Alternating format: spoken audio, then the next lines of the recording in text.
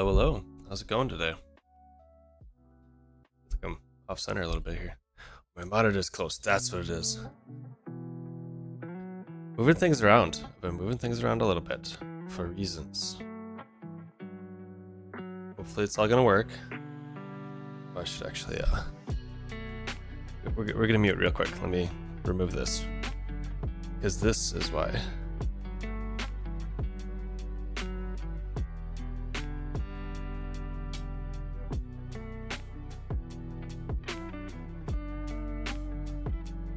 Yeah, they want to blow up y'all's ears. We're doing some dust everywhere. Mostly kitty fur, but you know, doing some keyboard stuff today. Last stream of the year. Cool with a little bit of chill. I'm gonna take off next week. There's one more Tuesday of the year next week, but take a little vacation, or at least time off from work, a little time off from streaming. I'll see y'all in the new year for sure. Right. I thought it'd be fun to just do a little chat. We can talk about topics or whatever that we have touched on this year, what we want to look at next year. And while we're doing that, I'm gonna look at the keyboard. Right now, it is a whoops daisies. It has the standard default keycap set on it. I have swapped the switches. I've switched the switches. I have it I got it on Bluetooth right now. So this is a Keychron K2 Pro Wireless. I think that's what it is. Here, let's we were doing Tori stuff last week. Close all the tabs. Close. Drop? No, not drop. We'll get there. We'll get the drop. It is a Keychron. This one looks actually pretty nice. Yeah. It moved on me. And it doesn't have a way to go back. It was like a K65 special or something like that. This though is a Pro Series K2.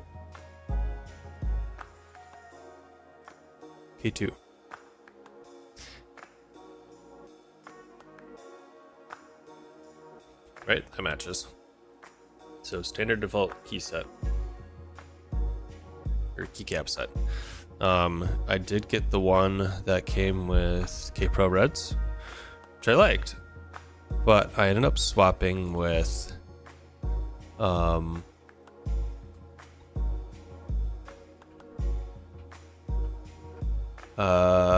shoot, what are they?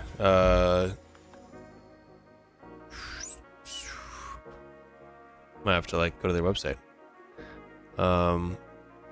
Yeah, sure. We'll go to Keychron's site. Silver. What's interesting about them is low operation force, but also the pre-travel is really low. So that means you get the key press quicker, theoretically, than other keycaps where the other switches where the pre-travel is 1.8 or I think the K Pro Reds are like a 2 something. Not like the end of the world. It's kind of just, it was a little bit of experimenting. I actually got the suggestion from Chris Biscardi. I believe Chris uses these as well. But I used to have brown.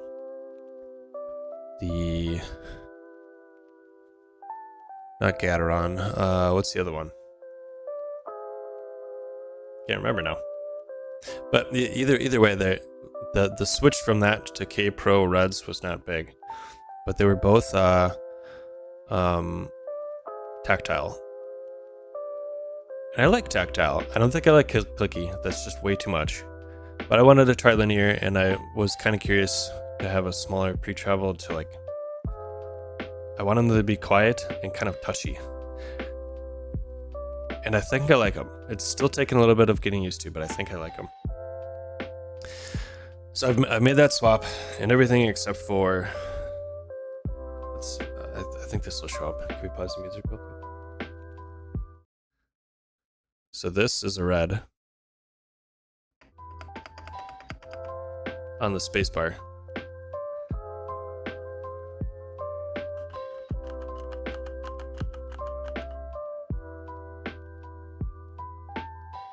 I hit spacebar, of which I turned it off, or I turned off the music, or I turned on the music rather. Okay. Those are the silvers. And that spacebar is still the red because I was too lazy to switch it out. But I'm honestly kind of okay with the spacebar being different. Like it's the key is different enough, has a different enough feel anyways that I like. Kind of didn't mind it.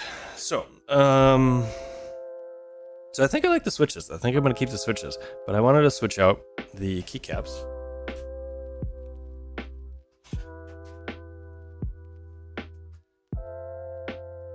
For these.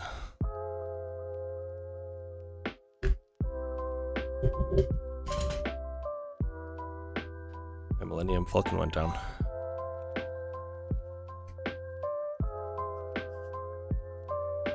This is why I was thinking drop.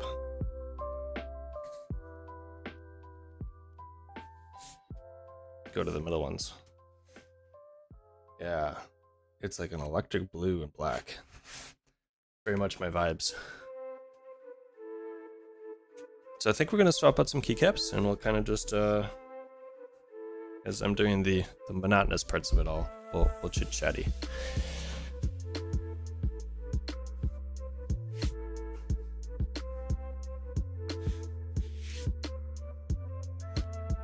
All right.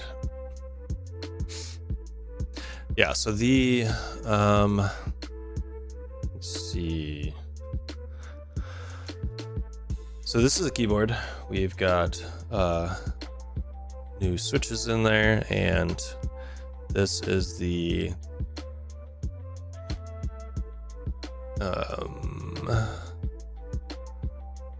MT3. I think it's MT3.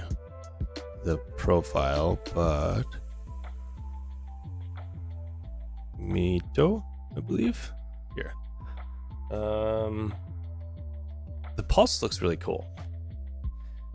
There's the pulse, but I think I ended up going with part of it was just like what was on sale, but was it?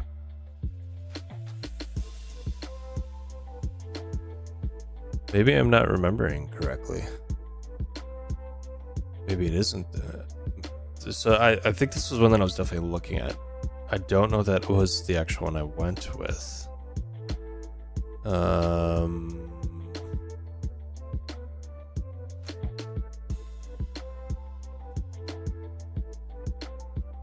Yeah, turn the keyboard back on.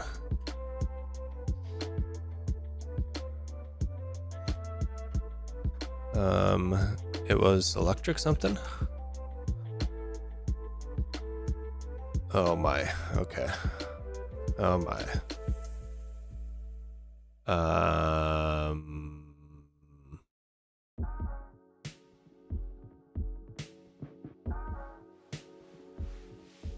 We might have to. There's some nifty wrist rests too, but I think I'm actually gonna try making my own. My wife is into resin things, so I got silicone molds for it, and we can make something that I like. This I like that one. I do like that one. But we can make something that is a little bit closer to what we are rocking as far as our keycap set goes. Not that any of this really helps with programming at all, but it's more of like a what's the word I'm looking for? Like a life thing. All right, I'm gonna have to.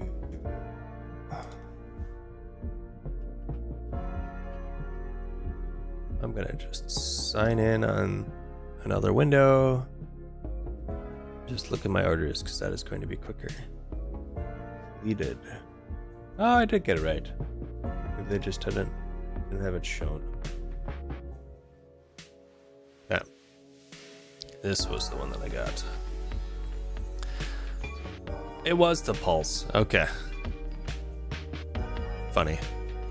I think what got me was that monitor and this monitor and the actual keycaps. Color grading is all slightly different. Just fine. I mean, it's monitors. But it's way more blue on that monitor.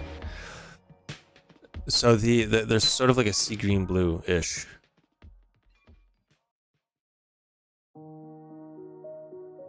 And then I did also get oh, that's not gonna work. We got this.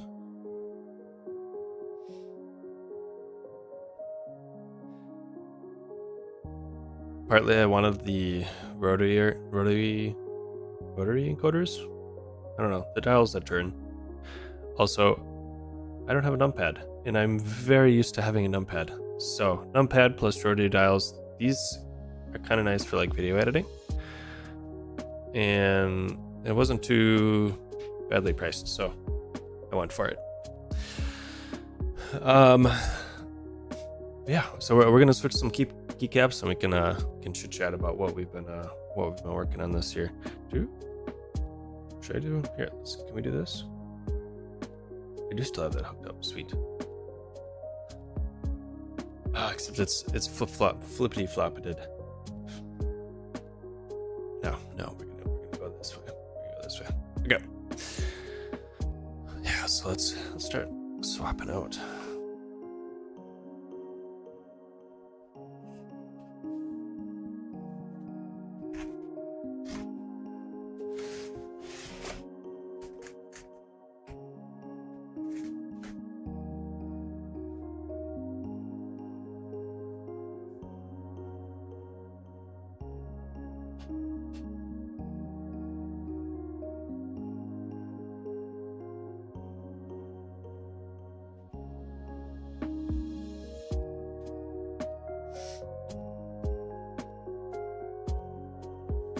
All right.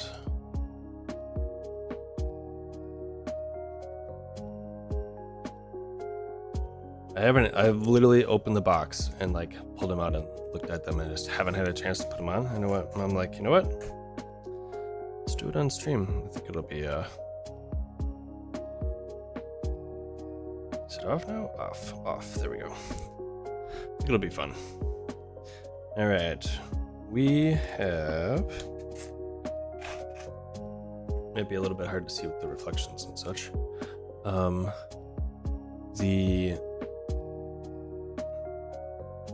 There's a big return key.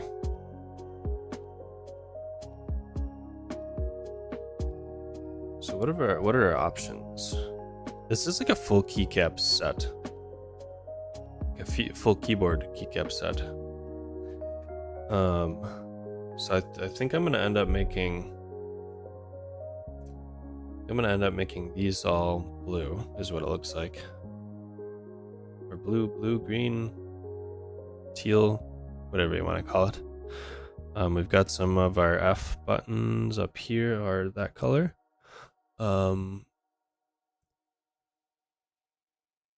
They are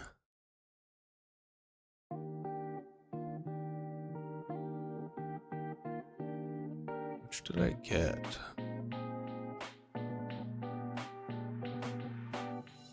Okay, so I'm pretty sure I got the base kit.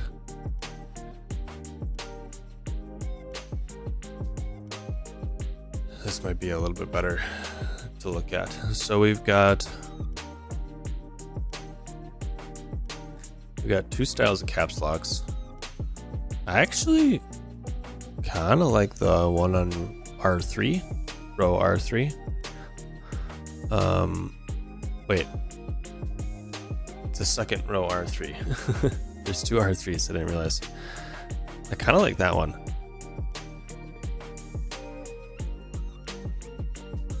It doesn't have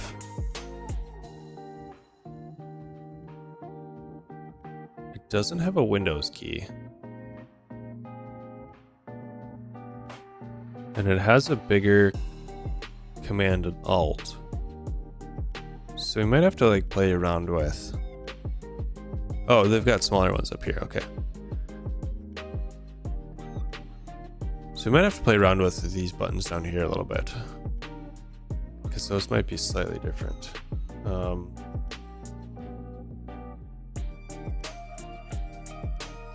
I might end up keeping a couple of the keys the same. Like I've got a light button. Oh, there we go. In the corner there. Honestly, I don't use it that much, so maybe I could swap it out for something different. The any key.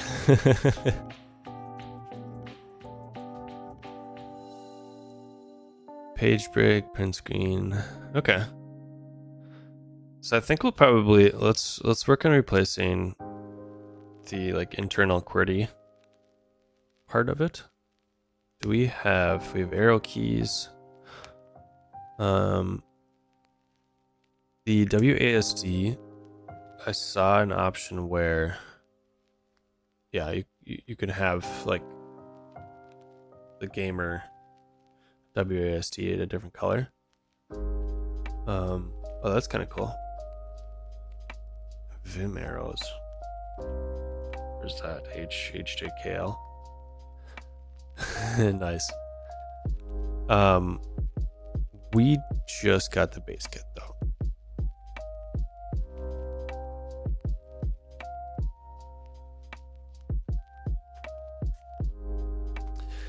Yeah, we just got the base kit, which is fine. I don't really, I mean, some of those are kind of cool. Oh, interesting. The Windows key is only in the, interesting. I mean, right now I have this weird mishmash.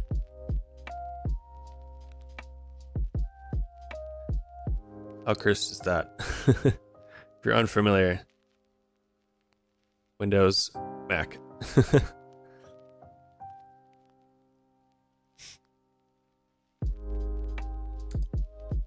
So we might end up using one of these or two of these like diamondy ones, so it's a little bit less cursed. I kind of like it though. I do dev on both, like multiple OSs. Both Windows Native, WSL, Mac. I mean, we've done all of them on stream too, so it doesn't feel all that cursed. But I don't know. I like it.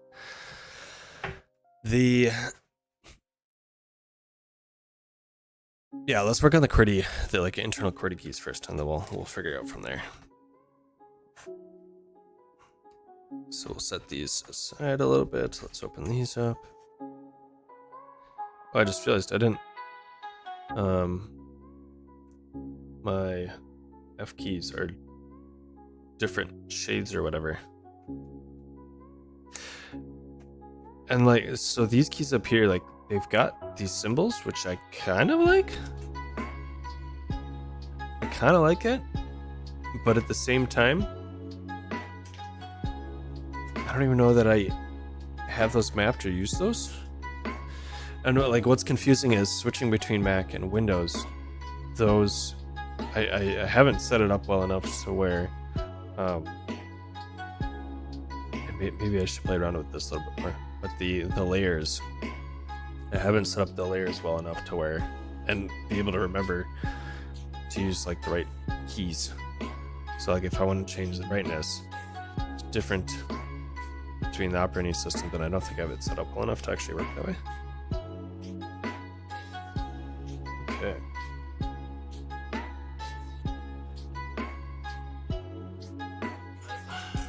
Yeah, I got my keycap puller here. So I think we'll just go P bracket. So this is a longer one. So I think we'll hit all the gray keys.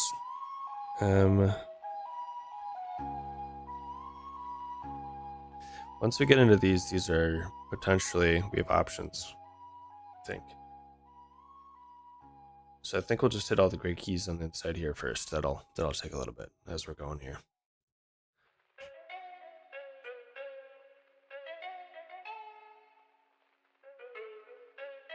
All right. Okay, I have it off, right? One way to find out. Yep. I mean, I guess there's multiple ways to find out. I could just look. Yep.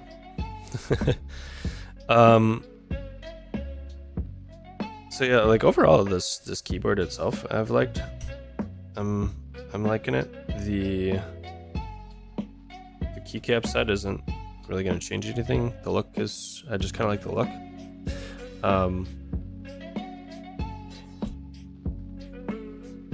The switches are noticeably different.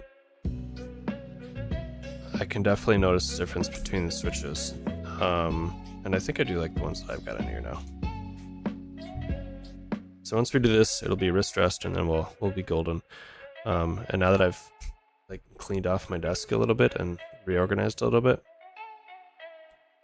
part of that is also because we want to do some like small electronic streams. So I got a Turing Pi 2, which took a while to actually like go through the whole Kickstarter process.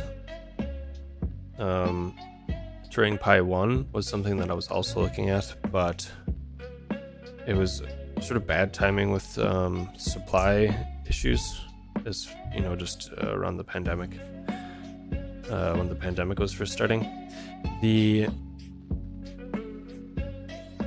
They were reliant on Raspberry Pis, and then Raspberry Pis went out of stock, so they kind of got themselves into a bad situation where you could get the main board, but then you couldn't get any of the I think they were like CM3s, I don't quite remember. They were like a special kind of Raspberry Pi as well, which made it even more difficult as far as supply goes. So I waited, and then I got the Turing Pi 2. That's also had some supply issues. They finally got it through the whole process, and then by the time that happened, they were also releasing their own little compute modules. And those are actually going to be based on RISC-V. Is it RISC-V? RISC-V? The new like architecture. So there's like x86, which is, I think that's put out by Intel. There is ARM. Most of the, or all, I guess. I don't know that you can get an Intel Mac anymore. I think all of the Intel properties are now on ARM. So the sort of like third player in the space now is, I mean, there's been like others in the past and whatnot, but the third like main potential player in the space is RISC-V. And what's interesting about it is it's in the same vein of ARM, but it's open source, which means that it doesn't have the fees that come with ARM. And I'm kind of curious how that's going to affect things, and like what kind of compute is going to show up on it. I kind of wonder if it's going to mean that you get more smaller compute, cheaper units. But all the software and drivers and everything need to catch up with that. So there's trade-offs. Long story short, we got a Turing Pi 2. I got some RISC-V compute modules, so we can, especially in Rust, some Rust embedded stuff with that, I think would be kind of interesting. So I've been holding off on some of those small electronics Rust embedded type streams because I wanted that platform to be on my desk. But it keeps getting delayed. I got the units with more RAM, and unfortunately the units with more RAM were the ones that were delayed. So I don't think I'm going to get my Turing Pi until like maybe Q1, possibly Q2, honestly, of next year. And now that we've got a little bit of a setup, we can start getting into Rust embedded on RISC-V, which I think will be interesting. We can potentially do other type of Rust embedded kind of stuff. Get some other small electronics sort of form factors. We still do have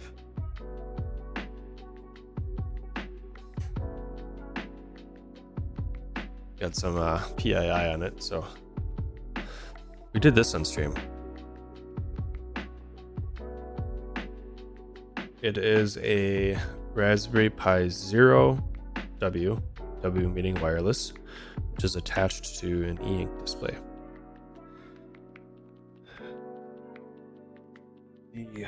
The software that it ships with is Python based, but a couple of friends have been tinkering with rewriting parts or all of it in Rust, because the Python libs are open or open source. I don't remember which. Either way, we can see like what extra instructions the e-ink display is using. So we might get into some of that kind of stuff here.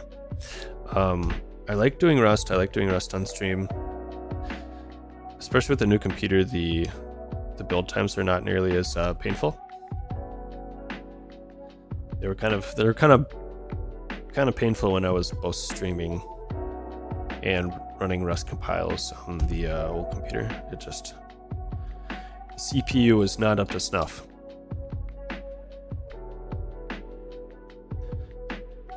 So I think that's probably going to be a little bit of a bigger topic come next year, and something that we do not with a whole ton of regularity, as things make sense or as we want to potentially play with specific integrations or specific compute modules or something. So one of those things that I want to play around with is we've looked at some of them on stream, but there is it Iggy RS? Somebody, I think John, was it John, had recommended we check that out. It is still, I haven't forgotten. We'll get to it. Part of it is I wanted to look at running Firecracker, which is micro VMs, and that platform is written in Rust. And I kind of want to see if we can like run that on the Turing Pi. And once we got that up, I'm curious if we can do some of these like little compute pieces like Iggy RS through that. And I think like the micro VMs is something that Fly uses, Fly.io, I believe. But either way, like Wasm and micro VMs, and like they're kind of like Kubernetes alternatives, are all stuff that I'm hoping it'll be a little bit further along, and once we get the Turing Pi 2, we'll have a little bit more of like a foundation to play around with these things. All right, we got the, I guess I'll take these off.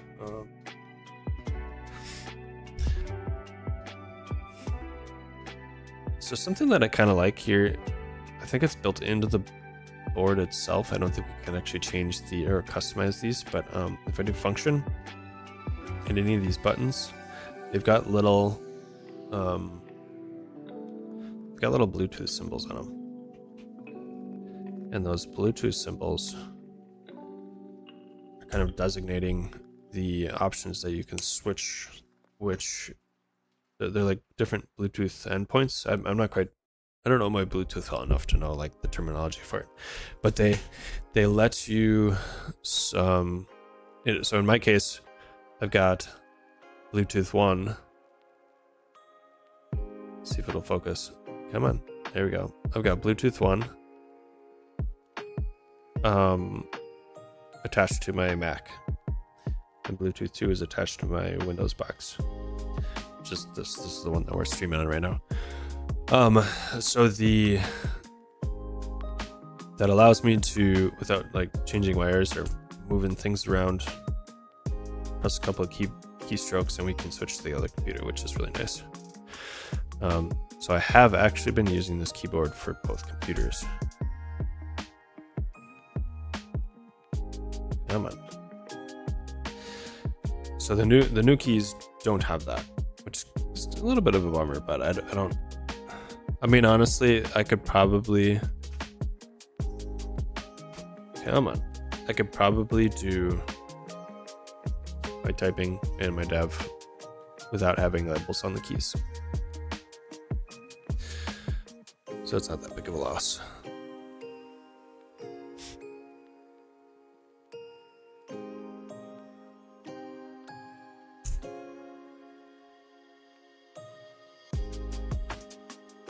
So yeah, I think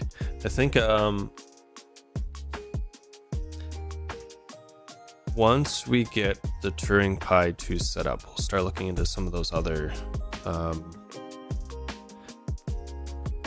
Firecracker and Rust embedded type things. The Turing Pi 2, I've got compute modules, RISC-V for all of the slots. It can run Nano Jetson, which is like the NVIDIA compute module, and then Raspberry Pi something or other, I don't remember.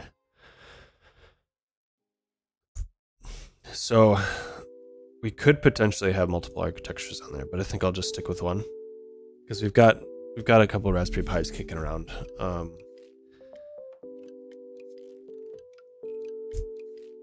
And honestly, like if we want to play with ARM or something like that, we could potentially just get a small like ARM board or something that's not going to be terribly expensive. But that would let us play around with the Rust embedded stuff a little bit. Yes, I want to do these two. Once I get the Turing Pi 2 in, then I think we'll start picking that up. So until then, we'll probably not play around with any of the Rust embedded or Iggy RS or Firecracker. I do want to do a stream on Fly.io, play around with that a little bit, and potentially Shuttle RS, which is in the same vein of Fly.io, and in that we can deploy Rust to it. But Shuttle RS is a little bit more of like Rust functions as a service, as far as I understand. So different use cases, but they're both like deploy platforms. All right, we'll start sticking some of these on here. A little bit hard to pull out of here. I guess once I get one out, it'll make it a little bit easier. Come on.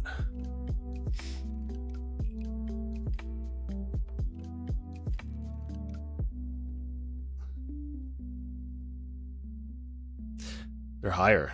They're higher. Like they're taller keys. I don't mind it. I don't mind it, especially for replacing all the keys. But that does potentially affect our decision on how we want to. I'm pretty sure they're higher. Right? I'm not just yeah,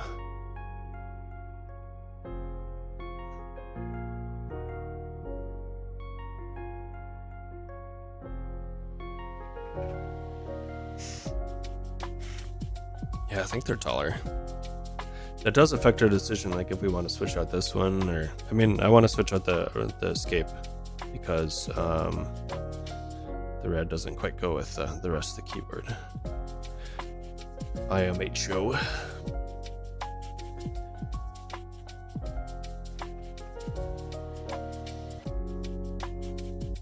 I can dig it. So yeah, up until then, other topics that we'll do on stream. I mean, I've been digging doing the Tori stuff, and I think there's a lot of new things that we can explore coming up, or coming down the pipeline in the Tori world. Version 2 is on its way.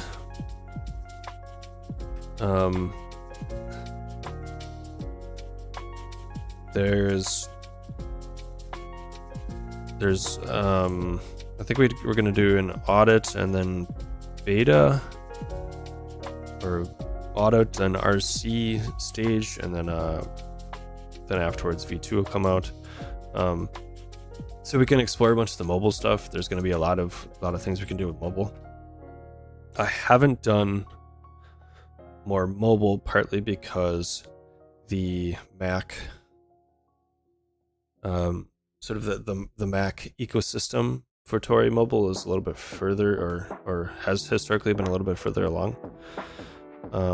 But I've been doing my day-to-day dev on Mac, so it takes a little bit of extra effort to like get my Mac set up to be able to share the screen and do some dev off of, because I would have to basically scrub all of the work that I have in progress for, you know, the work that actually got paid for.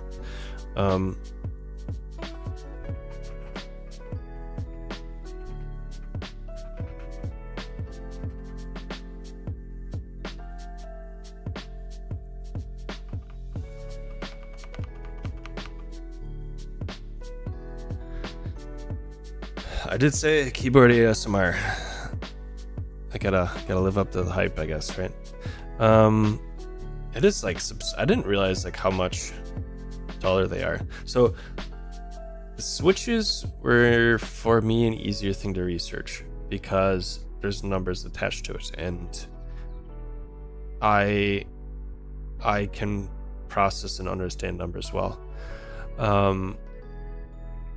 So I got a key switch tester to give me a feel for what other keys feel like relative to the keys or the switches that I've been used to. So the switches that I've been using for a while,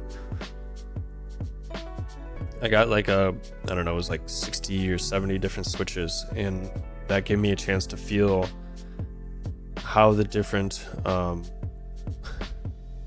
the different operation forces felt.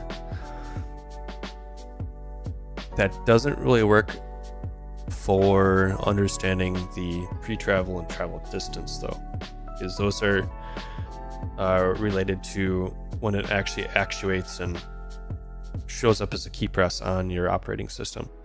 So the actuation force, I had a feeling that I would like a smaller actuation force, but I didn't really know. So for the most part, I could kind of like narrow it down to what I thought I would like. And I mean, I got one keycap or one switch set, and I've liked it so far. So I think that says something. But the keycaps are a little bit different. I mean, you can see they are different heights. They're also different shapes. See, now this one is way different.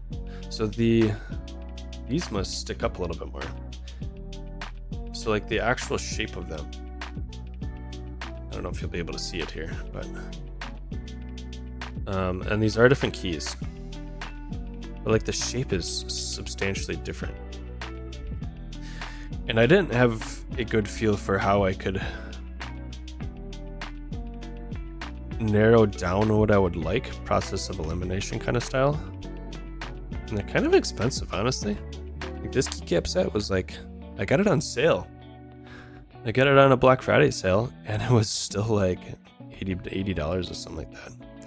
At least with the switches, they're like $15, $20, $25, you could get a whole set of switches for your keyboard.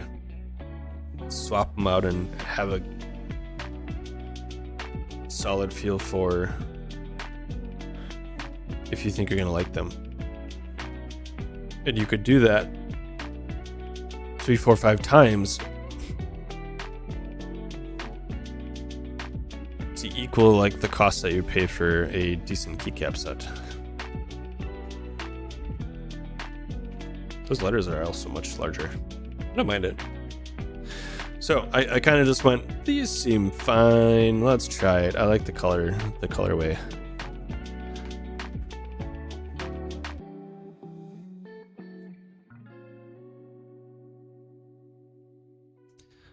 So I did leave all the keys out in order, just so I don't accidentally goof something up. But all of the keys in the box are in order too, so I'm kind of just dumping them in, hoping I don't goof them up. So yeah, I don't know. I don't think I'm really honestly going to notice much of a difference as far as the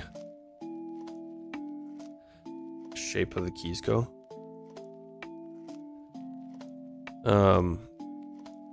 I think the layout is something that probably affects me a little bit more. There are some like this, like home row buttons on this keycap set. The default one have a little nubbin on the bottom there, and that's to help you position your fingers on the home row. You can just put your hands on the keys and you can feel it. This keycap set doesn't have that, for better or worse. So I think there's going to be some things that I need to get used to, but it should get the job done. And I think we'll probably roll with this keyboard for a while. I have also been looking at like an Ergodox smaller keyboard that's like, should we click over to it real quick?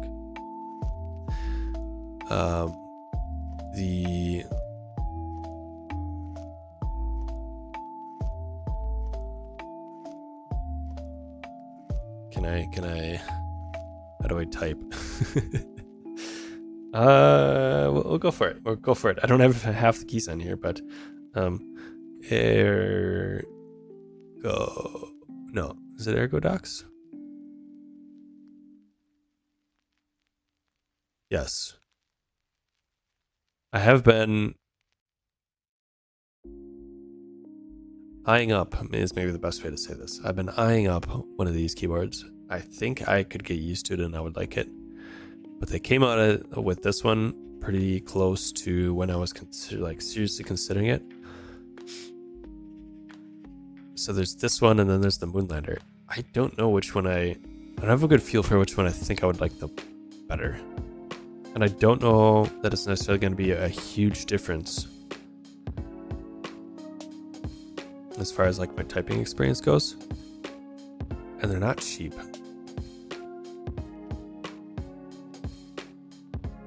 So maybe eventually. Not right now though. Not right now. We'll stick with this for the moment. I like buying gear. I kind of like setting it up, but there's time limits to doing that. And there's value add type thing. Like, is it actually gonna provide additional value to where I could justify making the switch, dealing with the time difference or the time sink from having to make that adjustment? Oh, here we gotta turn the keyboard back off. I mean, I'm just doing the switches, it's not that big of a deal, but I don't want my stream to freak out with me touching the keys. So like these are like the shape is substantially different to where I think it's gonna like cut my fingers. You know, like this one's got a different feel. So rather than having this little nub in here, This one's got like a scoop. It's scooped out a little bit. So if we look at the J,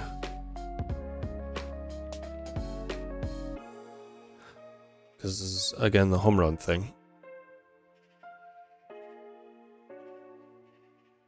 And you look at this one. You can see it's got a little bit of scoop. So rather than being a little nubbin, that's how they sort of like help you out in placing your fingers without actually looking at the keys. So we'll see. I think I kind of want to get a better feel for the keycaps and the like. I think I've got a pretty good feel for the switches and how if I like the switches or not. But like I don't think it's going to be as big of a win for me and worth the effort to switch at the moment. Hey Tony, good to see you. Yours is worn off. Yeah, that little nubbin on it. This is I got this keyboard. When did I get this? I got this probably a couple months ago now. I think it was before Black Friday. So this one's still relatively new. My previous keyboard, I think I had it for 8 years. It was wired. It had the MX, that's what I was trying to think of before. MX Browns, I believe. And I actually jived. I mean, it could just because I typed on it for 8 years that I got used to it. Not a huge fan of the clicky. These are linear switches, so I didn't want to like try that just with the faster actuation and a little bit quieter sound level. Partly because I'm on video calls all day, so being able to like type and not cause noise harm to the people that I'm working with was sort of a win for me. I think I'm actually gonna like these keycaps. They're a little bit taller though, so I think I'm definitely gonna need that wrist rest. But yeah, honestly, that keyboard held up for really well. It was a Logitech K something or other. I think it's built as a gaming keyboard, but it's huge. It's a full keyboard with a bunch of macro rows on it too. I never used the macro keys though, because I always had to have the software installed, and I just didn't want to run it. And I wasn't really using them anyways. I didn't have a great use case for it. So that's part of why I was like, well, what does it look like to switch to keyboard where I could also change the keys, or like customize the layers and change what the key presses actually do. And I figured that would be sort of sufficient. You've been using a Red Dragon for a while. Red Dragon. What's a Red Dragon?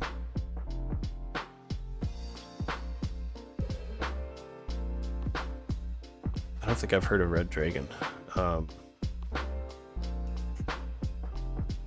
Is that a keycap set? And like that's the other thing. I was like, I mean, I can see why people get into mechanical keyboards, but I'm not like. I'm more pragmatic as far as the keycaps and switches and everything go. But every time I looked at it, I'm like, I don't hate my keyboard. I did want a keyboard that I could use for both computers or multiple computers. So that was part of the reason I was like, well, maybe I can make the switch. And also I wasn't using all the keys. And desk space is kind of important too. So I'm not getting a bigger desk. There we go. It is definitely a different feel. I kind of like it though. It's a little bit of a scoop. I can feel a little bit of a scoop. So once we get like this top row up here, I'm definitely curious how it's gonna end up feeling. Alright, so we got all these in. I think I'm just gonna put these back in the box for the moment. Put these in the box, the same box. So I don't really have a great or a better storage mechanism at the moment.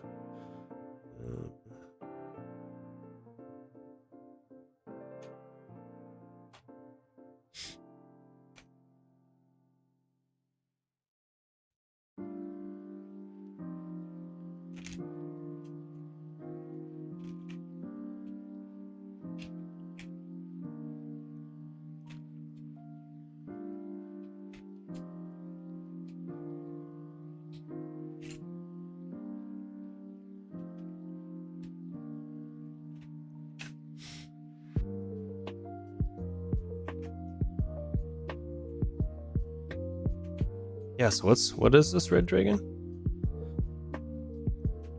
All I can think of is the reds, the cameras. They're like really expensive cinema 8K cameras or whatever.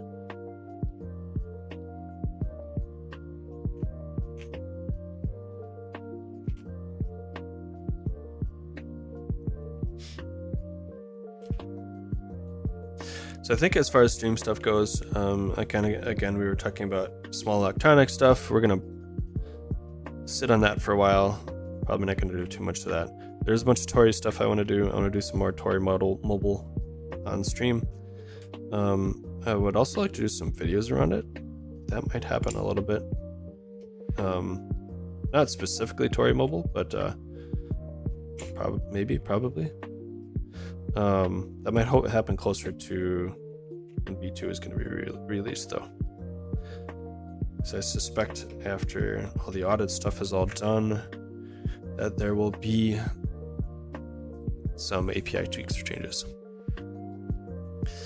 Okay, let's see. I guess we do this. I do want to swap out this one because size-wise, it's going to be more comfortable. I don't think I would mind height differences though, partly because it's a like tactile way to know which key you're pressing. So for specific keys, it might make sense. For me, at least. I can imagine it would annoy some people. All right, let's do this one. And then we'll do the F keys, I guess. Fairly cheap keyboard, but it's lasted the longest. Nice. I mean, that one that I got, that Logitech one, I think it was like I don't know, $70 or something like that. It's cool that I feel like, especially lately, the more affordable electronic space has expanded without necessarily sacrificing quality. Like I got these IEMs. I would actually have to like, come on, we're not gonna focus, are we? They were like $15, and they're like, the sound profile on them is really good. They feel really well balanced.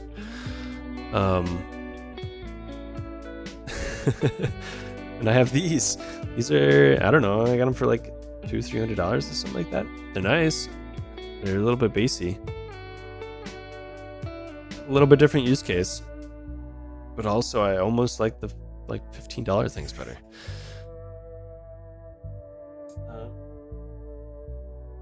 Oh, we gotta do the F keys. So I'll leave this here, I guess.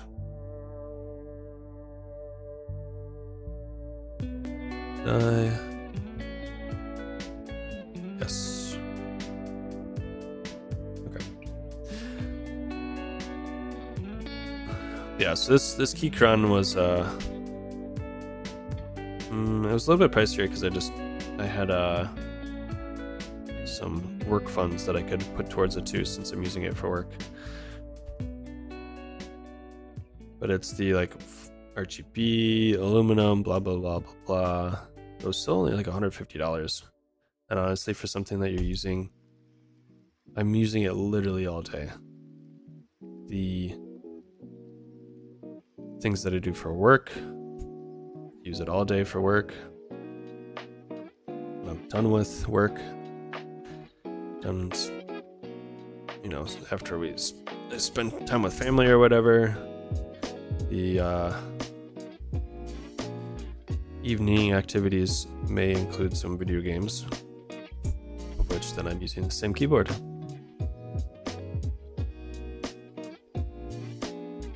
So this is only going to be these. It is interesting how they did 5-3. I don't like color-wise. I'm not sure why they did. They did 4-5-3 to handle the F1 to F12 keys. So this is a different color. That's a color, and then this is back to the same color, which feels weird to me. I like the way that this new keycaps edit did it as far as coloring goes. So yeah, and like the fairly cheap keyboard thing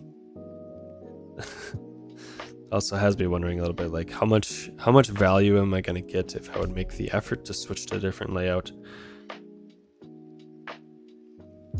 but also dropping, you know, $365 on a keyboard is a lot. And it has helped some people. I've heard people had issues with their wrists or RSI or what have you, and that type of keyboard helps. I don't know that it would make a huge difference in my life, which makes it a little bit harder to justify that cost. All right, keys. Gotta make sure that so some of these like symbol ones, it's not immediately obvious which way it goes. After I looked at it, yeah, okay, tilde on top, that makes sense. But I gotta make sure I don't put it on upside down, just so I don't have to redo things. Oh yeah, this is, I think I'm gonna like that. Got a little bit of a ridge. And they are definitely taller. So that's a thing.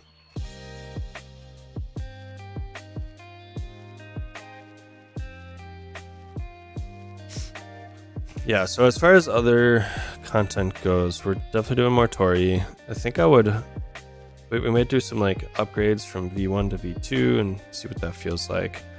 I know we wanted it to, oh boy, sitting here talking and not paying attention. Take this one off again. Literally did the thing that I said I didn't want to do. Cool.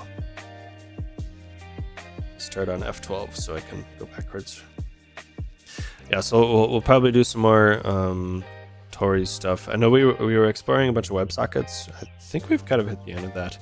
Oh, I do want to do, I think I'm going to try to work it in more, but I want to get into more of the SQLite, and especially SQLite around Tori. I think that's an interesting space.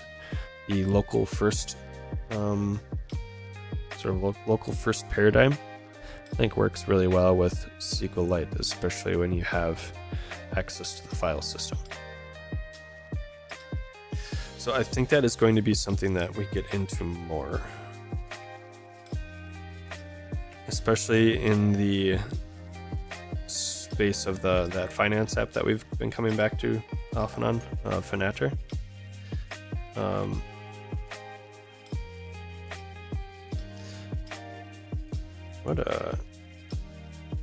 Is this the one? Is this the right size? Yeah. So I've got a couple space bars. There's another space bar here, that's what I was looking at.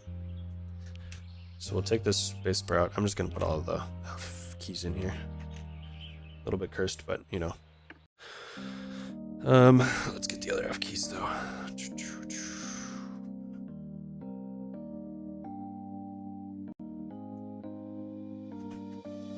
So there is also number keys. I don't know what that one is. But these number keys don't have any symbols above them. I kind of actually prefer having the symbols up there. I think I'm gonna do the ones with the symbols up there. We need these though, the F keys.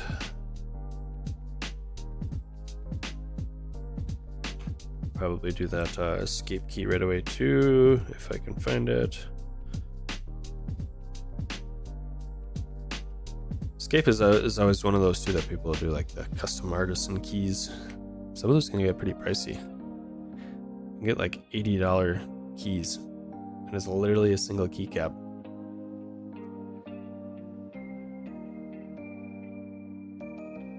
All right. It's definitely got a different feel. It definitely has a different feel. Okay, this one's got the escape key. Still not quite sure what I want to do up over here. I feel more confident about these and maybe these here. So we'll probably skip to those. Let's do... We only have one set of arrow keys, right? Yes.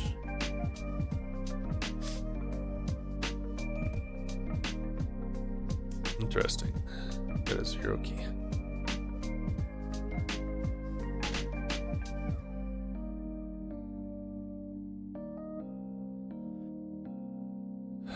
Because I'm also kind of wondering if I want to swap out some of the keycaps on this one.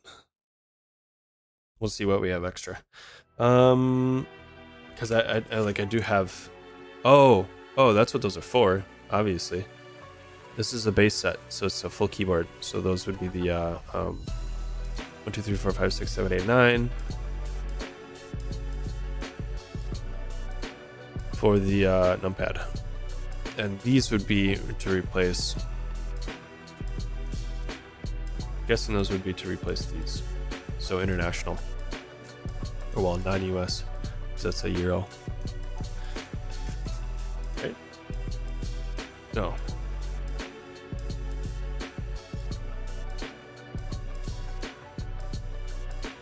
Is that a euro? I don't know. Non-US keys though. Okay, so let's see. We want a tab. There's a shift. So I think we'll need the longer shift.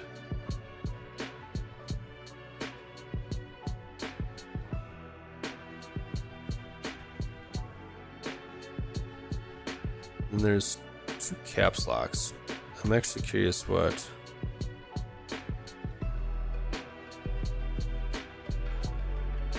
I think I might try that one.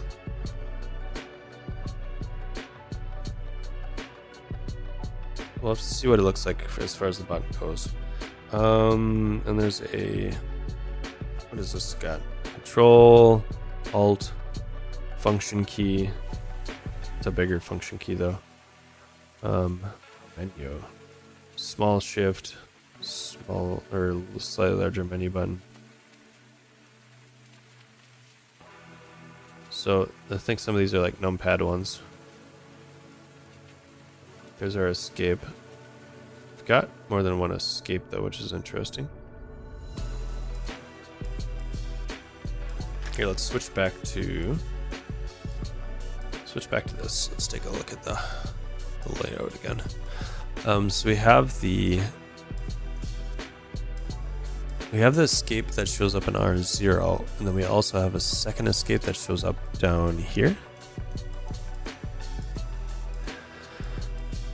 I'm not certain what the difference is. Okay, so we've got I think backspace, return, and shift. I actually have a smaller shift though, because these keys are smushed into that shift. So I think I've got a normal size, or a 2.25 shift here. I think I probably do all of these.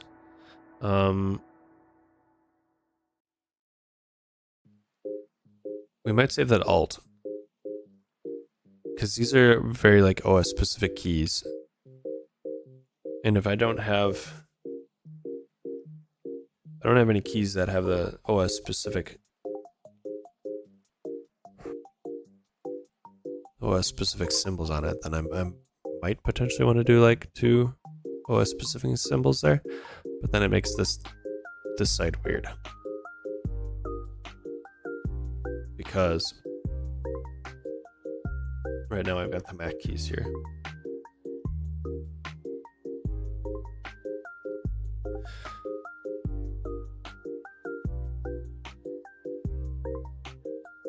All right, let's do escape. I need to do escape. And we'll sort of like work our way down here. And then we'll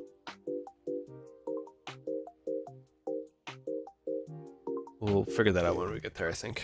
Okay, what's the difference between these escape keys?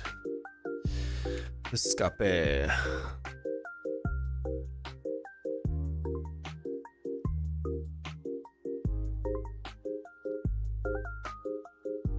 So the height is slightly different.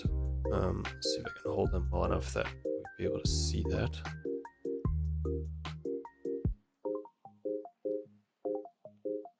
Oh, there. See, I mean, they're slightly off kilter here, but so I think, let's see.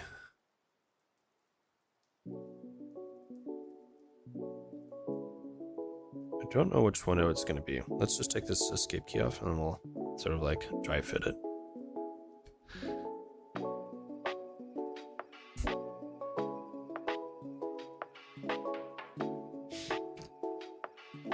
So the existing escape is much shorter regardless of which I choose.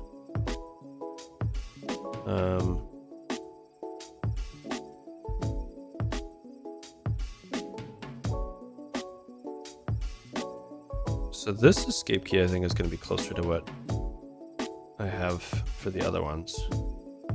This one's going to stick out a little bit. I think I'm actually going to go with this one.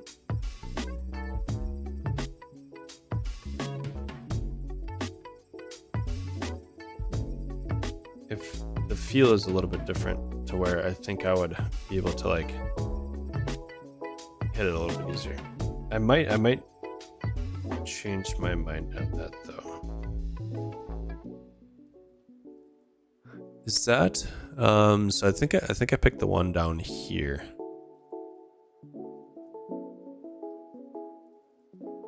It's not quite clear here. We're gonna try that one.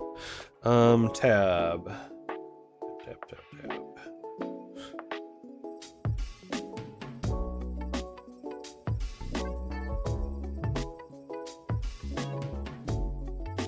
Not seeing the tab at all.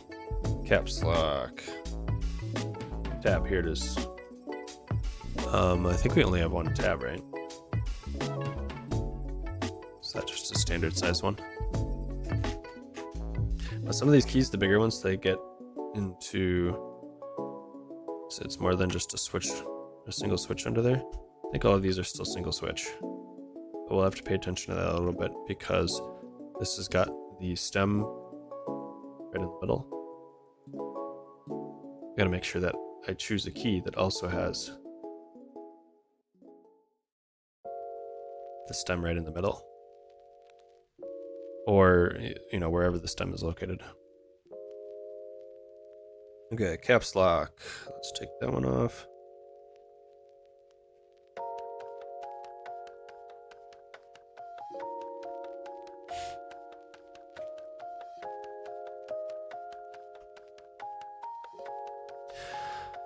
So, I mean, we'll get into some Rust embedded. Not sure when that's going to happen.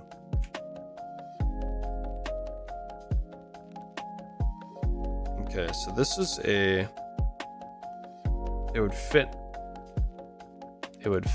in there. Like the width is wide enough, or the width is appropriate. It's close, but the stem doesn't line up. So you can kind of see the stem right here. Maybe this will help a little bit. The stem is right there, so my stem isn't going to line up. In which case, I think I am forced to use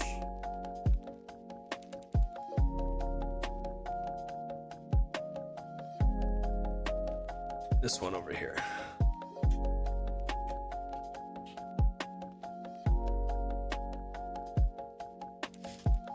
Because this one's got the stem in the middle. Which is fine. I don't think I would have really cared either way. Alright, left shift. Yeah, so Rust embedded. We'll just Rust embedded. Tori mobile stuff.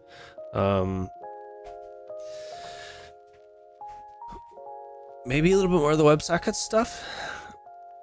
We can work on the redacted app a little bit. I want to do local first, and I think we can do a lot of that kind of play or experimentation within the Fnatter app. What was the other thing that we wanted to play around with?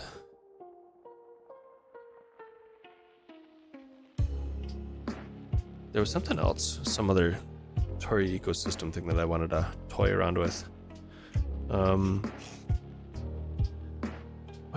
What was that? It's gonna come to me. It'll come to me.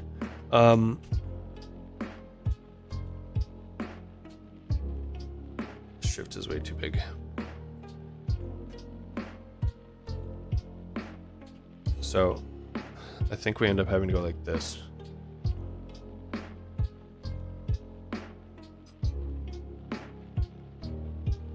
This one's got 3 stems. So we'll pull this one off and see what we're working with here. Yeah, so Tori mobile.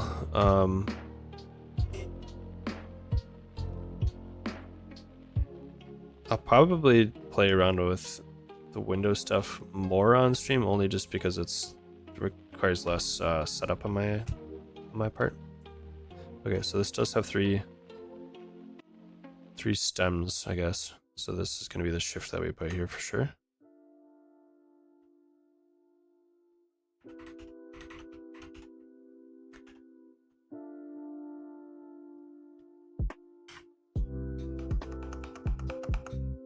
Should pause the music. Pause.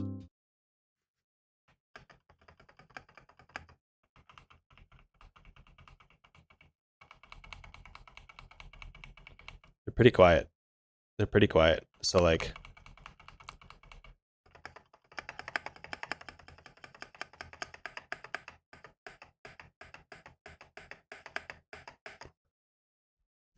this is a different switch. Pressing the spacebar. So even just with the noise canceling on my microphone, can't really hear it. Like it's at the sound level of the music. Maybe even a little bit. I mean, I didn't turn down the music quite as much as I did normally. But yeah, it's basically the same sound level as the music.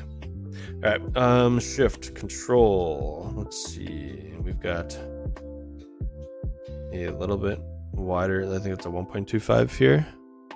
Yeah, 1.25. I do think I want the control on this side too, and we do have a single, so we can do that. It is much more blue on this camera. Right here.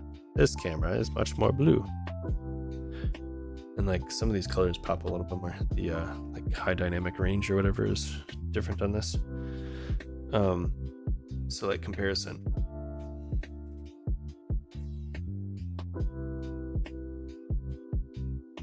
I guess it looks pretty blue here too. It's got a little bit of a like sea green sort of tinge, which actually ends up being very close to like the LED color that I put on the mic. That's my vibe. I like that color. And I mean, you know, chat. it's very similar-ish colorways. Okay, control can go here. Yeah, now we're getting into, I can feel it's a little bit more scoopy. It's got a little bit of a this kind of thing going on. and I think I'm gonna like it. We could look at spacebar. I think I'm just gonna hop over to the arrow keys right away. These are all gonna be sort of probably. I can't imagine that I'm gonna want. The decisions aren't gonna be very involved here. Is what I'm trying to say. Okay, arrow keys. Because I only have one set of arrow keys, so like it's gonna be what it is.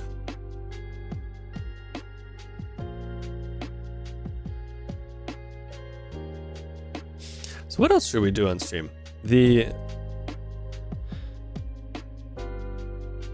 I do enjoy doing the Rust and the Tori stuff. I think I would like to do a little bit more just like pure Rust, but I think that's going to be.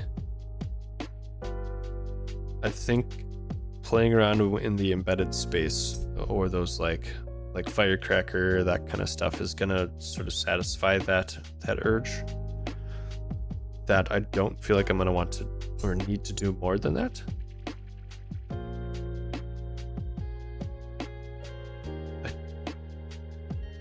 I guess so. We have done a fair amount of like web, 3D web type streams,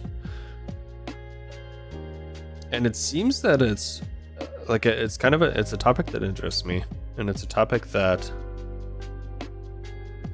seems to have interest from others that are stopping by the channel. I mean, let me know. But I think I would like to continue doing a little bit more of the 3D type work.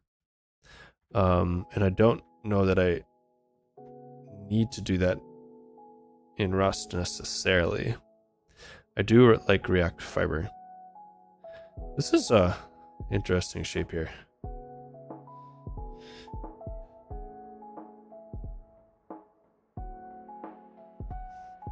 Yep, those are the arrow keys we're working with. There are a couple blink keys too.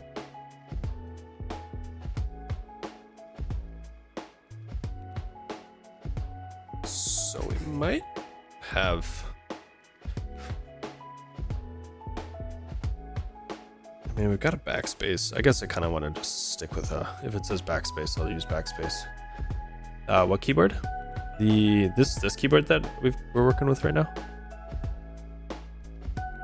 Guess that was like a really delayed question. Pretty sure it just came up. Yeah. This is a it's a Keychron K2 Pro. I got the RGB backlight. I mean, honestly, like plastic versus aluminum frame, I don't know that I would actually notice a difference, but the aluminum frame is a little bit more weighty. Like I said, I had a little bit of work funds to help supplement. So I think this is what I ended up getting. I got the switches, I think were like $25. So basically 2 sets of switches and a full keyboard. It ended up coming into like $150 shipped ish, something like that. That's not that bad, honestly. And I do like this keyboard a lot, and the fact that I can use it with there's a page up. I got a page up.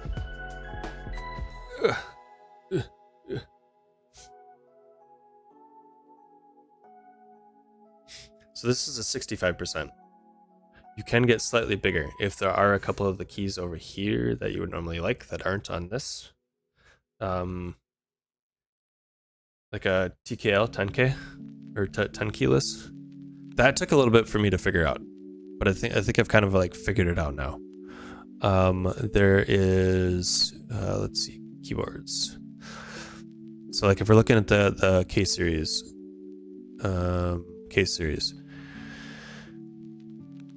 there's 100%, which is going to be the full width, full numpad. And then you can drop down to 96 is just slightly smaller.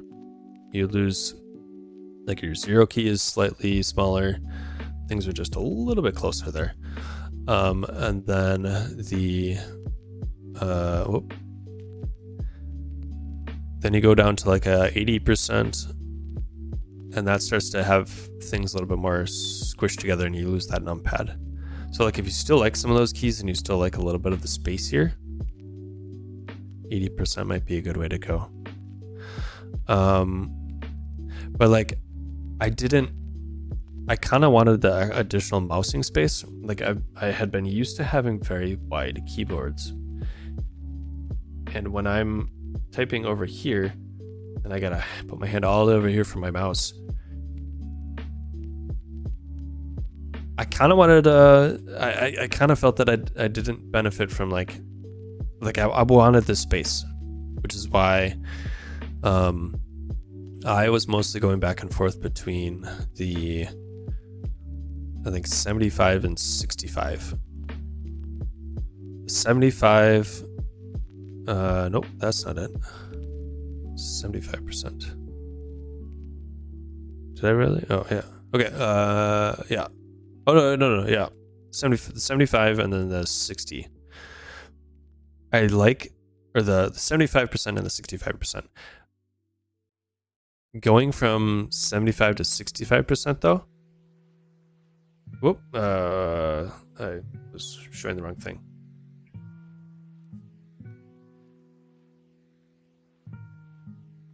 There we go. It's not that big of a difference on the left side there. So like I wasn't gaining really much by going 75 to 65% as far as like mousing space on the right side goes, but I lost the F keys. So that's why I felt 75% worked the best for me. And then you can go all the way down to like 60%. Those get really small. And then you start getting to the like custom ones, and Keychron doesn't seem to really get into those too much. Like there's the 75% Alice. This starts to get into the vein of like almost an Ergodox. And then some of these have like, this is a 65%, but you have a little bit more gaps and spacing here, and you get the rotary, which is, you know, if you don't have, you know, it's like a mixer like this, having a rotary dial for your volume might be nice. Do you ever hit that right shift in arrow up? Honestly, I don't use the right shift a whole ton. I tend to left shift more often. And having it shorter, when I'm typing, I tended to hit the left side of shift regardless. So losing out on that extra doesn't seem to affect me too much. A little bit more though with the enter. Like when I hit the enter, I was like catching, instead of hitting enter, I was hitting arrow up or something like that. But honestly, like, I mean, it's like with the Ergodox or whatever too. Like that's or switching like ISO versus what it was, like QWERTY versus ISO, or I don't remember the layouts. Like Dvorak versus QWERTY. You get used to it. I mean, if you have good reasons to make the switch, like switching to Ergodox for, you know, the ergonomics. Like you prefer to have your the wider like stance instead of like having separate keyboard can potentially help with, you know, like you can see I'm opening up my shoulders a lot more when my hands are separate, being a little bit more expressive about it, I guess. But the